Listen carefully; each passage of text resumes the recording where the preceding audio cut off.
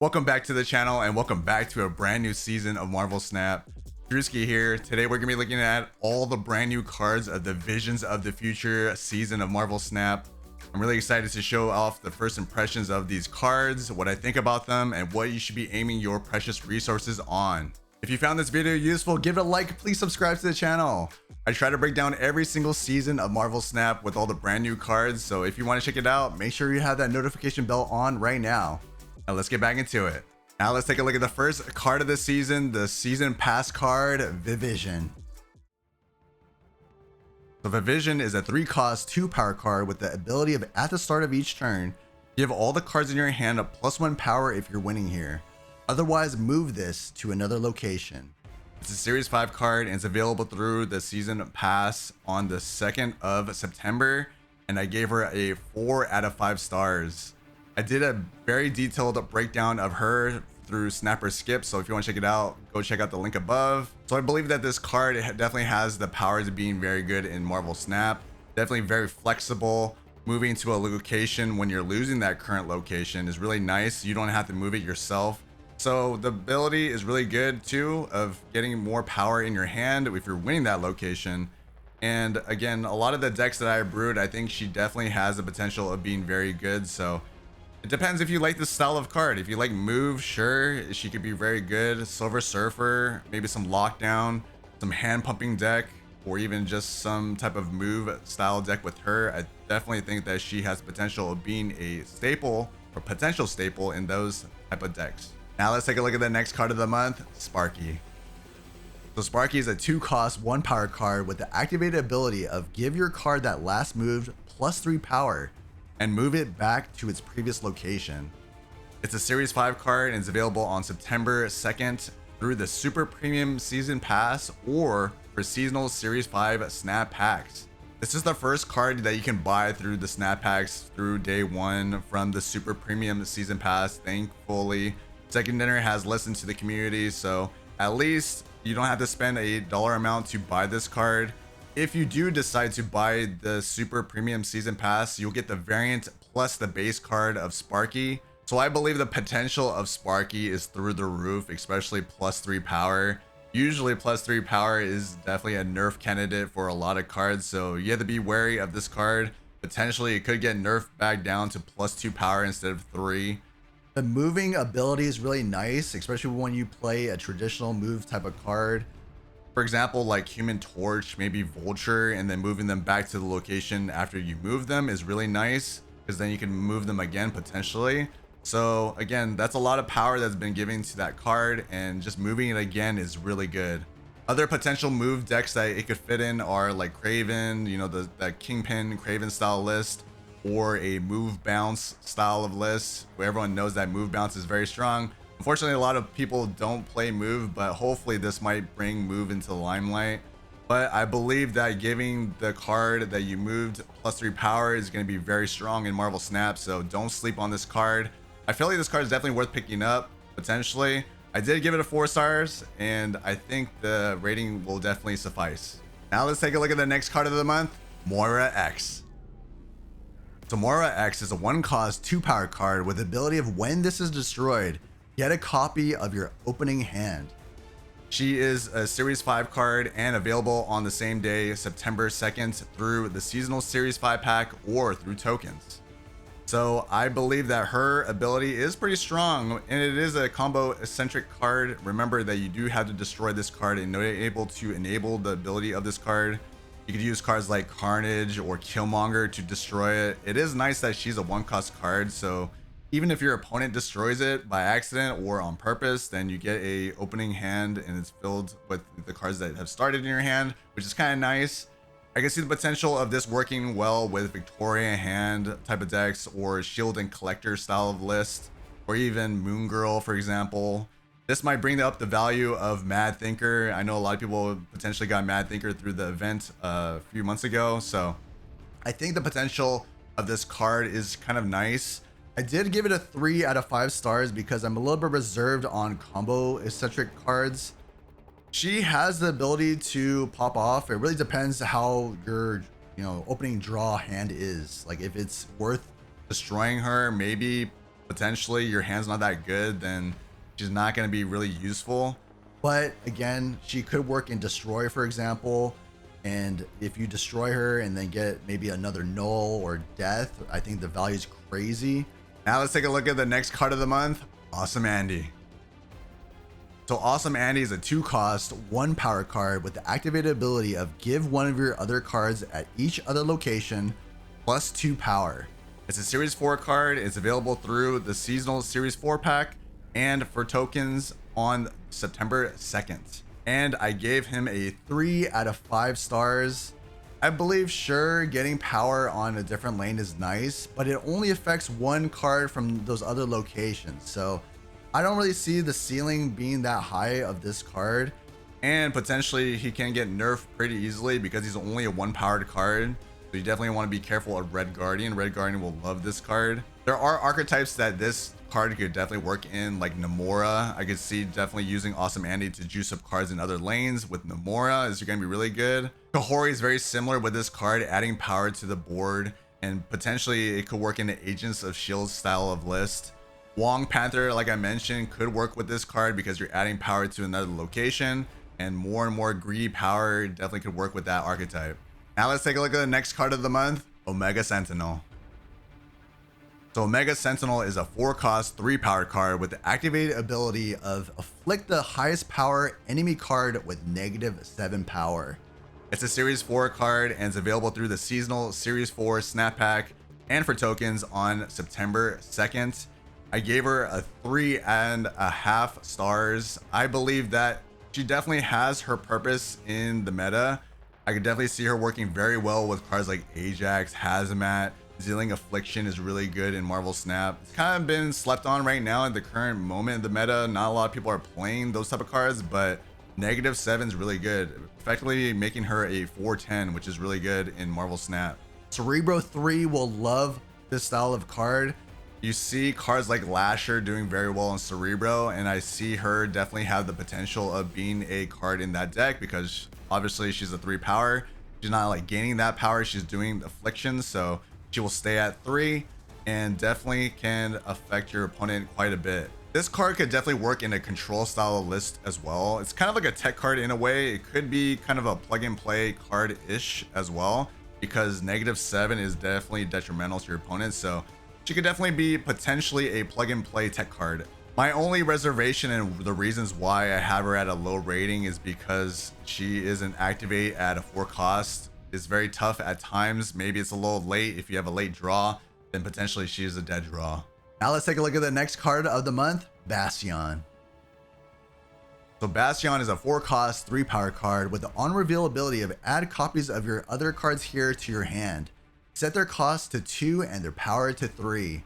He's a Series 5 card. He's available on September 9th and through seasonal Series 5 snap pack and through tokens. I feel like Cerebro has definitely found the staple 4-cost card in the deck.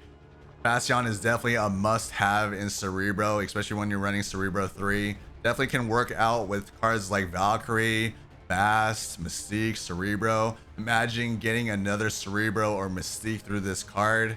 Having the ability to know which cards are being added to your hand is really good too, especially playing him on a location and you want to get those cards back. It's going to be very valuable.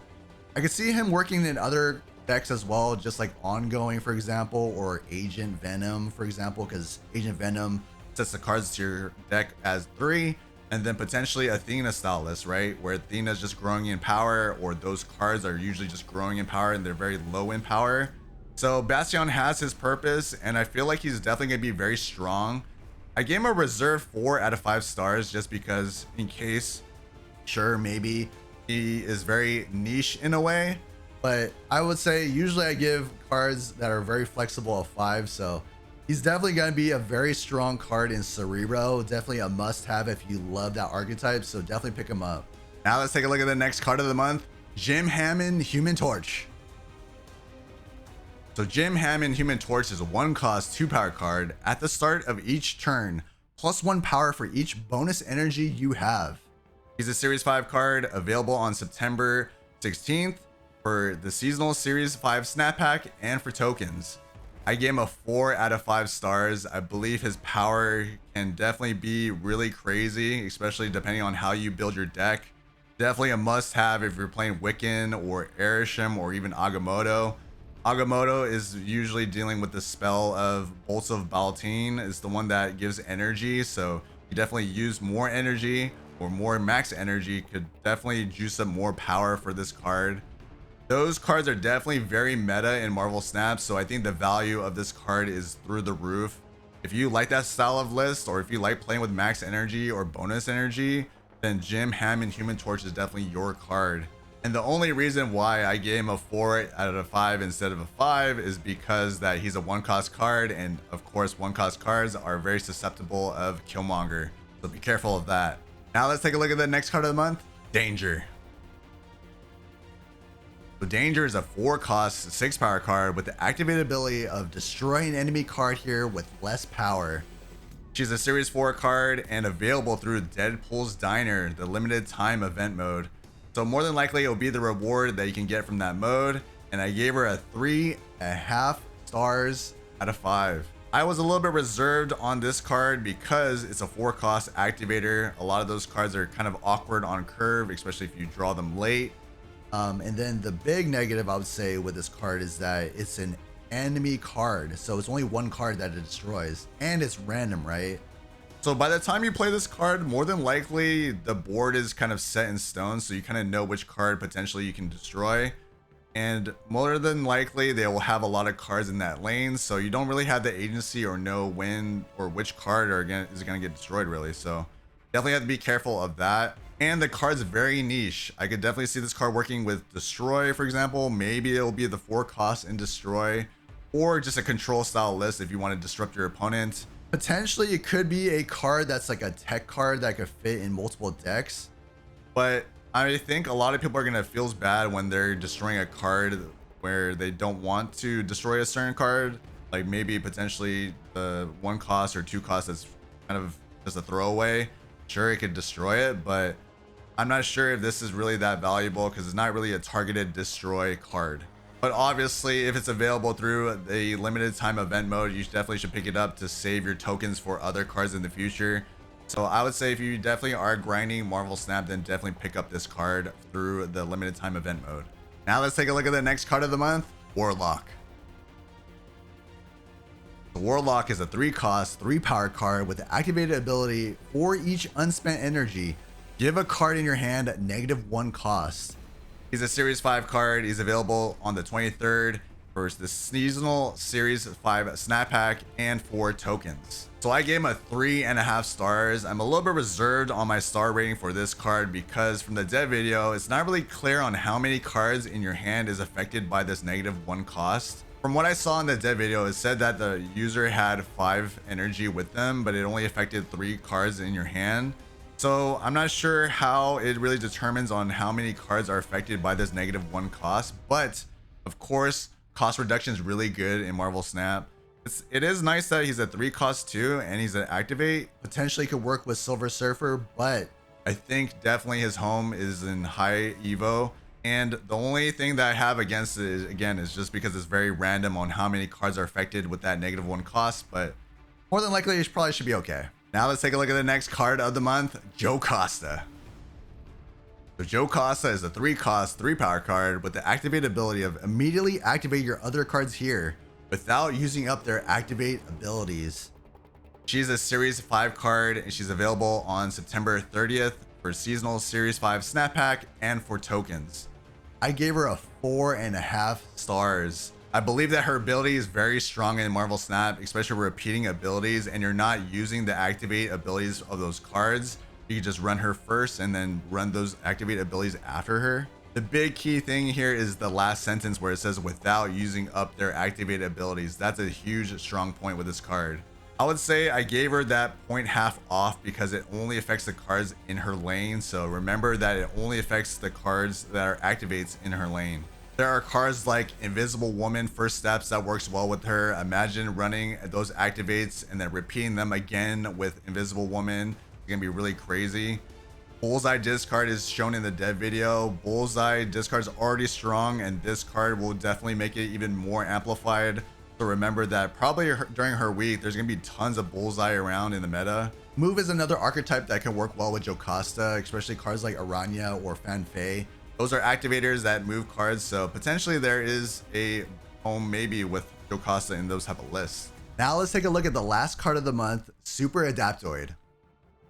So Super Adaptoid is a 3-cost, 5-power card with the on-reveal ability of steal the text from an enemy, activate card here. He's a Series 4 card and he's available on the 30th of September for the seasonal Series 4 snap pack and for tokens.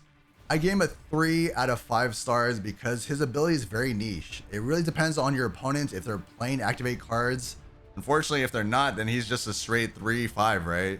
So remember that it really depends on the meta that you're facing. His value is really dependent on the meta. Silver Server is another archetype that this card could work in. Of course, it's a 3-cost card, and again, really depends on the meta. If you're seeing tons of activate, the value will go up with this card, but unfortunately right now it's kind of iffy. But maybe there's a lot of activate cards this season, so if it is popular, then Super Adaptoid has potential. Now let's take a look at my final thoughts of every single card this season. Here are my star ratings for every single card. I believe that this season definitely has the potential of being very fun. There's a lot of move cards. There's some tech in there as well. There's some power growing effects. There's some cerebro growth as well. Human Torch has potential. Bastion definitely is cerebro ultimate card. Warlock maybe has potential to make High Evo even better. Jocasta is definitely the highlight in my opinion for this season. Repeating activates is definitely very interesting. I'm very happy that Sparky is not tied to the Super Premium Pass and you can buy him through tokens. So technically it is somewhat affordable, but thankfully Second Dinner has met us halfway there. If you compare this season to last season was very heavy on tech cards. This season is definitely more on the creative side. And the next season that's coming, the Marvel Zombie season, that season is going to be all around hordes. I think that is going to be really fun for the game. So it really depends if you enjoy these type of cards. This is definitely more on the creative side of things and just bringing a little bit more of excitement to the game, which I really enjoy. I like it, cards that are more dynamic or a little bit different rather than just a power growth or just plain just dumping stats. So with my review and assessment of these cards, hopefully it guides you to the right direction on which resources to use, because there's a lot of cards and more than likely it's going to be very hard to get every single card. So remember that resources are definitely very scarce in this game unless you whale out, but remember that you have to be very choosy on which cards you want to get. Again, you don't have to get every single card. I might have to start doing that too, because personally for me, I am running low on tokens, so I definitely have to be careful myself. And again, I'm giving you guys honest reviews on every single card on what I think and what you should get. So my question to you guys now is, how would you rate these cards in this season? Am I completely wrong on which cards that I rated or the decks that they fit in? Let me know your comments on how these cards will fit in certain archetypes, or do you think these cards have potential, or are they duds? Let me know in the comments below. If you found this video useful, give it a like, please subscribe to the channel. I would love for you to be a part of this amazing community here on YouTube, and I'll see you guys on the next one. Happy snapping.